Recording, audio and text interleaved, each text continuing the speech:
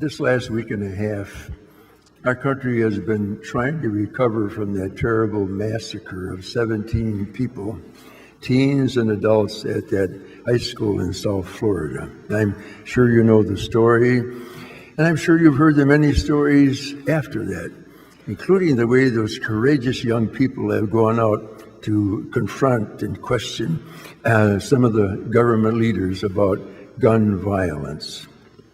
But there's one aspect to that tragedy that the media didn't cover, and I guess we couldn't expect them to.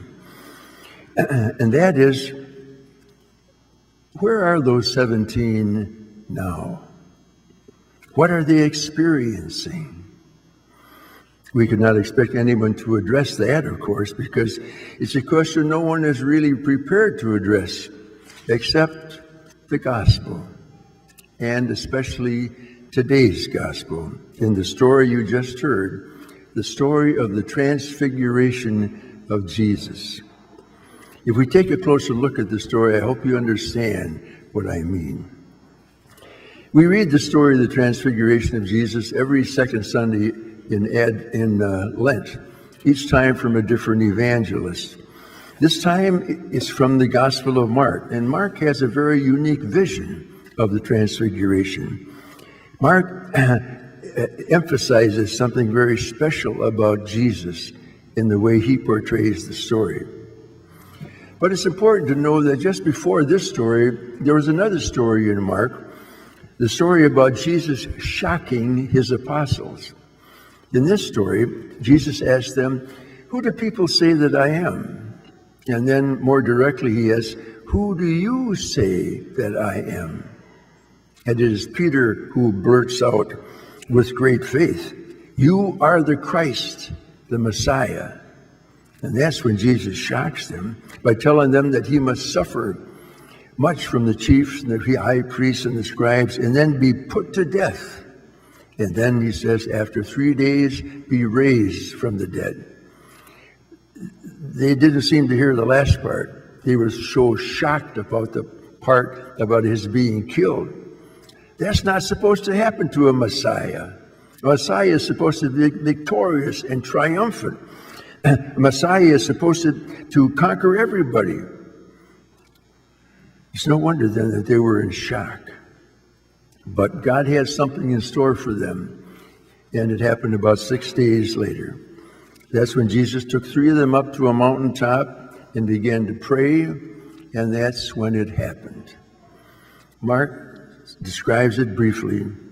Jesus took Peter, James, and John and led them up a high mountain apart from themselves, and he was transfigured before them. His clothes became dazzling white, such as no whitener on earth could bleach them. Then Elijah appeared to them along with Moses, and they were conversing with Jesus. We need to unpack that. Just what happened? That word transfigured, which Mark uses, means a total change, becoming something that one was not before. It means that suddenly Jesus was transformed into that glorious state of being that would await him after his resurrection and would appear again as he would appear again at the end of the world. He was transformed into that glorious Messiah that the Jewish people were expecting. And that glory permeated his garments so that they were shining with brilliant light. The apostles also saw Elijah and Moses, whom Jewish tradition said would be present with the Messiah at the end of the world. So it's no wonder the apostles were terrified. And then just as suddenly, everything changed back. Jesus told the apostles not to tell anyone until after his resurrection, because nobody would understand it until then. Now, 2,000 years later, can we understand it? Can we try and understand what it means for us today, especially after there's so much violence and terrorism and killings all over the world, and especially in our own country?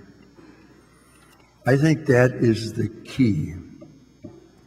Just as the transfiguration of Jesus gave the apostles some insight into the glory of Jesus after his death, I think it gives you and me some insight into the glory that, for instance, those 17 who were murdered are now experiencing after their deaths.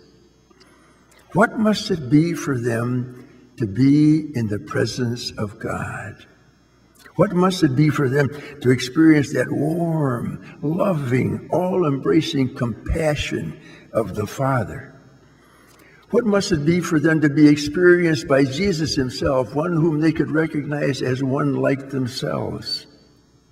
What must it be for them to be free of pain, free of tension and fear, and be overwhelmed with a sense of joy and peace and exhilaration in the presence of God, to be transfigured, and in the presence of all their families and relatives who welcomed them, in the presence of all those saints who had gone through suffering like they did.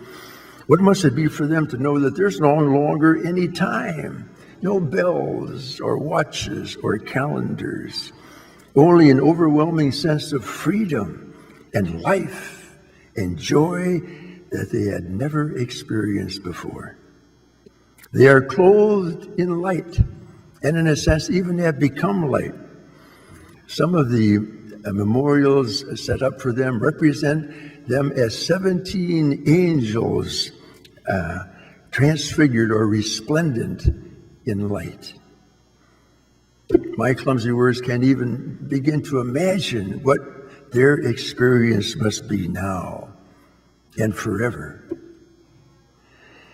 Someday, that will also be true of you and me. That's a promise of the transfiguration of Jesus. But for now, just as the transfiguration gave such hope to Jesus as he faced his suffering, it should be able to give us some hope and strength in the face of the tragedies that we face in our life. But tomorrow's Monday, back to work, back to school, back to the life, whatever it is for each of us as we know it, and back to the grieving of loved ones all over the world. But for those who've heard this story today, maybe it can be a little different. Maybe the transfiguration of Jesus, a story told 2,000 years ago, will bring some hope to us 2,000 years later. Hope in a God who brings life out of death. And may that hope lead us to action. The gospel said, the voice from the cloud said, listen to him. And Paul said, if God is for us, who can be against us? Or as our final prayer will say today, we thank you, O Lord, for allowing us on earth to be partakers even now of the things of heaven.